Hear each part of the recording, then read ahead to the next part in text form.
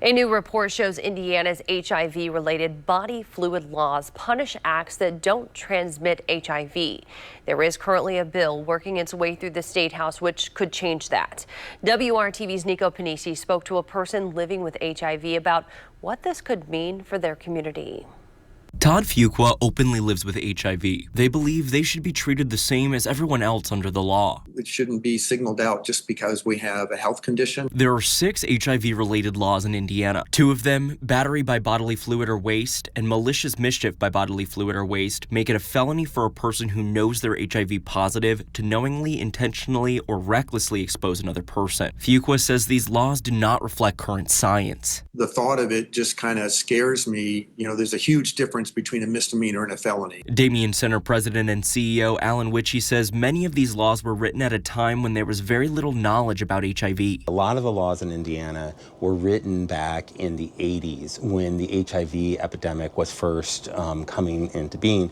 And they weren't really based on science at that time because we didn't have a lot of knowledge. WRTV reached out to the Marion County Prosecutor's Office to see how many of these cases we see locally. Since 2015, there have been 1,256 cases of battery by bodily fluid or waste and 11 cases of malicious mischief by bodily fluid or waste in Marion County. The prosecutor's office says these cases should be considered, quote, very rare, although the number of cases is relatively low, which he says these laws further stigmatize the more than 13,000 Hoosiers living with HIV. It can lead to really a big stigmatizing factor for these individuals because they're getting this and they can't spread the disease this way. A new report from the Williams Institute at UCLA looked at HIV criminalization in Indiana from 2012 to 2023. Looking at these fluid exposure laws, so things like spitting and biting, throwing other bodily fluids or waste at another person. HIV is spread through blood, breast milk, semen, and vaginal secretions. But one of the report's key findings is that 82% of HIV-related battery by bodily fluid cases involved exposure to saliva, which poses no transmission risk. What we've found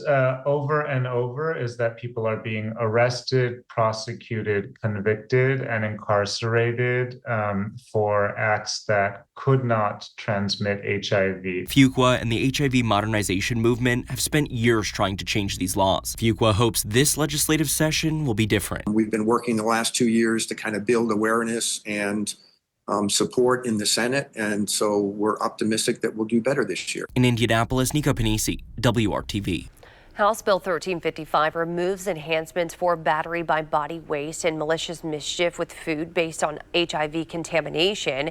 That bill has been assigned to a committee but has yet to have a hearing. We'll keep you updated.